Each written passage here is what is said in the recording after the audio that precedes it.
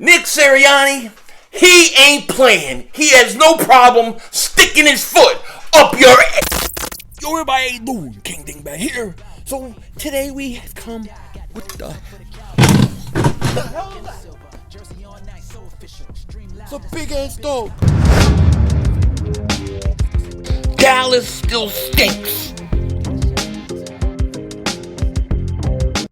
Everybody doing King Dingbat here, and I hope everybody's having a great day. Hope you guys are doing well. So the Eagles were back for day 2 of padded practice. Okay, this is the second day they had padded practices, and we're gonna get into it in a second. But before I start, gotta say this: gotta get no choice. If you have the Newsbreak app, if you may get the Newsbreak app, give your boy a follow over there. You won't regret it. I promise you. Look at his face.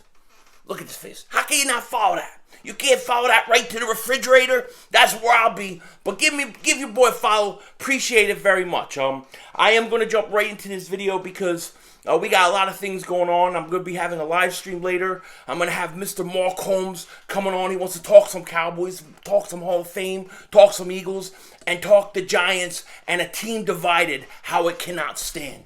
So we're going to do that later. Let's just jump right into this bad boy. Eagles injury report. Today, Ryan Kerrigan, he was limited, but he was back in action. It's listed as a thumb here, but I heard it was a wrist, so I'm not sure which one it is, but he was limited in practice today. Day-to-day still, Brandon Brooks, hamstring. Jason Kroom, knee. And then you have Michael Walker, foot. Week to week, still, Sayamalu, hamstring. DeVonta Smith, knee sprain. Davion Taylor is now injured his calf. So now he is week to week with a calf injury. So a few really good days of Davion Taylor. Now it's kind of taken, his stocks kind of drop a little bit with these recurring injuries. Hopefully it won't be too long. A lot of the veterans, including the whole offensive line, had the day off today. Fletcher Cox, maintenance day. Ertz, maintenance day. Graham, maintenance day. Ling Johnson, maintenance day. Kelsey, maintenance day. And Darius Slay, maintenance day. And what was really interesting about the maintenance day for Slay is that Zach McPherson, I was told that he's not Zeke, he's Zach McPherson, so I'm saying it wrong, so I apologize. But Zach McPherson was getting first team reps with Slay out today, okay? So he was getting first team reps, and that's important because last week I believe it was Quez who was getting first team reps. So clearly it looks like in the Eagles' eyes, McPherson has rose up the depth chart. And really, if you look at this whole training camp period so far, he may be the biggest standout of standouts. Now, I'm going to say DeVonta Smith and Jalen Hurts, but they're kind of doing the things we expected. McPherson, we weren't sure what you're going to get. A lot of people thought that he has a lot of upside. He's come in, a lot of confidence, and he's in on every play, okay? There was a play today where Hurts throws an interception to Jacoby Stevens on a real bad pass, right? Because Jacoby Stevens was taking first team reps as well. I should put that out there. But he picks off Hurts. Hurts, of course, he don't let it bother him. He gets back, goes back to pass, fires a beautiful pass to John Hightower, who makes his best play down the field that he's made all training camp, okay? And the guy covering him was McPherson. And what they said about this was the pass was so beautiful, the catch was so good that you couldn't even blame McPherson because he had perfect coverage. It was just one of those things where you got to tip your hat to the offense, to the quarterback, to the receiver, and say, hey, look, you did a hell of a job. You did a hell of a job. And that's exactly what happened. Now, Hightower, he showed himself a little bit today. This was his best day of practice. He's been kind of quiet. There's been quite a few quiet guys that I'm going to be doing a video on because I want to know where they are. Where the hell's Wallace? Hey, where's Wallace, String? Where's Wallace? That's what I'm saying, but we'll get into that later. So McPherson's taking first team reps.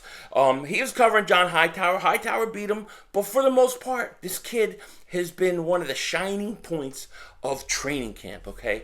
Definitely, no doubt about it. Another guy I want to talk about real quick is Jordan Mailata.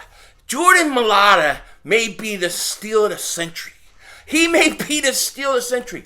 Here you have a 7th round pick who, in my opinion, probably could have played 2 years ago, but Doug Peterson, for whatever reason, didn't want to give him the chance. 7th round pick from Australia, comes to Philly, never really even put on pads, has learned to play left tackle. Now he is in a position where people are talking that this is a massive, massive man, and that defensive players get lost. Kerryon Johnson was saying that when this guy blocks, like the defensive players can't find the running back, they get lost. That's how big he is, okay? And he's been lights out. He has been absolute lights out.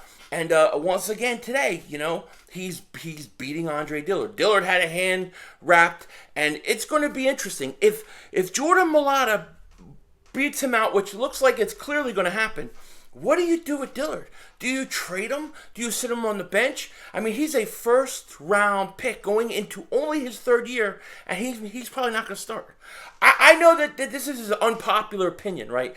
And look, I did the Larry Fitzgerald thing, and it's probably an unpopular video yesterday, but I don't mind saying unpopular things if it's what I think.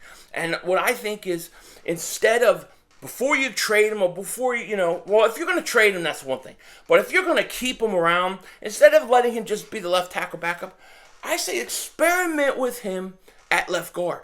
Experiment. Maybe he doesn't have the attitude for it. Maybe he is not the right guy for it.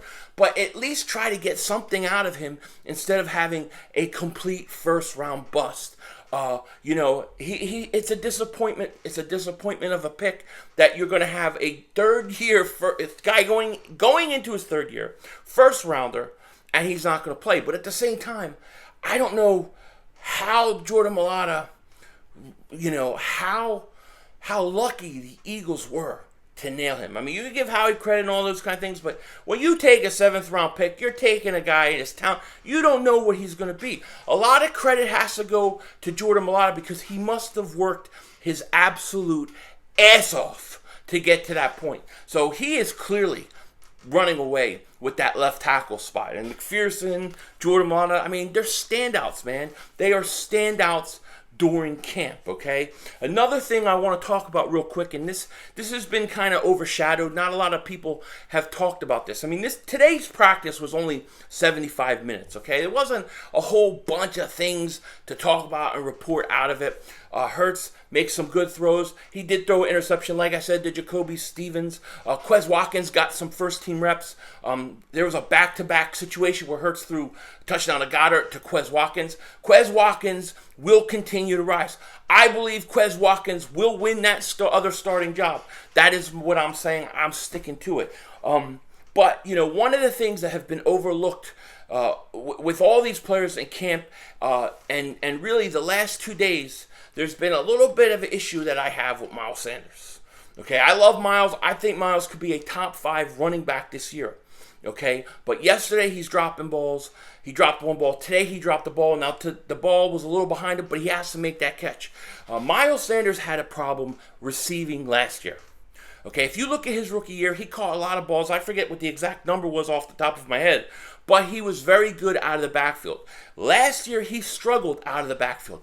Miles Sanders has a chance to be a top 5 running back, a top motor humping running back in this league, in my opinion. He is going to get a lot of carries. He is going to get a lot of touches, and he's also got to be a receiver out of the backfield. He should be a guy, in my opinion, that should at least get minimum 45 catches in a year, maybe more, maybe 50s. I need Miles Sanders to get me 700, 600, let's say 600 and 800 yards receiving. That's what I want from him. And then I want another $1,400, not dollars. I'm thinking of money. 1,400 yards on the ground. Okay, so when I look at Miles Sanders, I think, okay, you have between 1,300 and 1,400 yards on the ground, 10 touchdowns, 55 catches, 600-700 yards receiving, maybe more. That's what I expect from Miles Sanders. That's the kind of back I see that he is. He has to be better receiving the ball out of the backfield. He dropped 2 balls 2 days in practice. Not what I like. Now, He can improve that. And the great thing is, Miles Sanders has the coach for it. He has the coach because Nick Sirianni don't play. He don't play. He will jump down your ass if need be, okay? Apparently, he jumped down Rager's throat. He jumped down Rager's throat so hard today, man.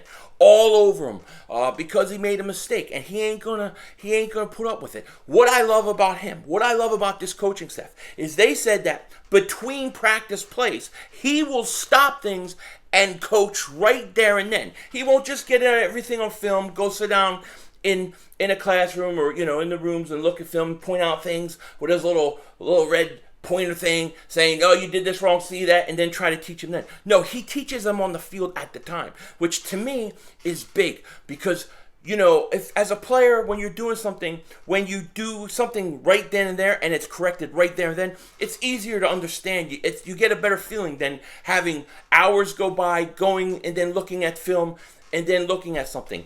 I love his approach. I love his approach to a coach. I mean, this guy is I'm telling you, this is a hell of a pick. This coach is going to be a hell of a coach. This whole coaching staff, they coach these players. They pay attention to details. Paying attention to details is big. Okay, and everything you do in life, everything we all do. I think details matter. You know what I mean? I mean, look, I need to lose weight, right? I have that little extra calorie here, and I'm not paying attention to the details of it. I don't lose any weight. I mean, that's pretty much life. Everything to me is about the details. You have to care about the small things. You have to care about the details. Doug Peterson overlooked this a lot. This coaching staff does not. And they jumped down Jalen Rager's throat today. And it was a beautiful thing. Beautiful thing. And I love it. Okay? I love it. And the thing is this. Is when you do that and when you teach a guy right there and then, I think they understand it more. So Miles Sanders may drop the ball, guys may make mistakes, but guess what? You got a coach who cares about the details, cares about the little things, and he's coaching his ass off right now. And this is a good sign. This is a very good sign for our Philadelphia Eagles. With that said, take care. Talk to you later. Of course, don't be a dingbat.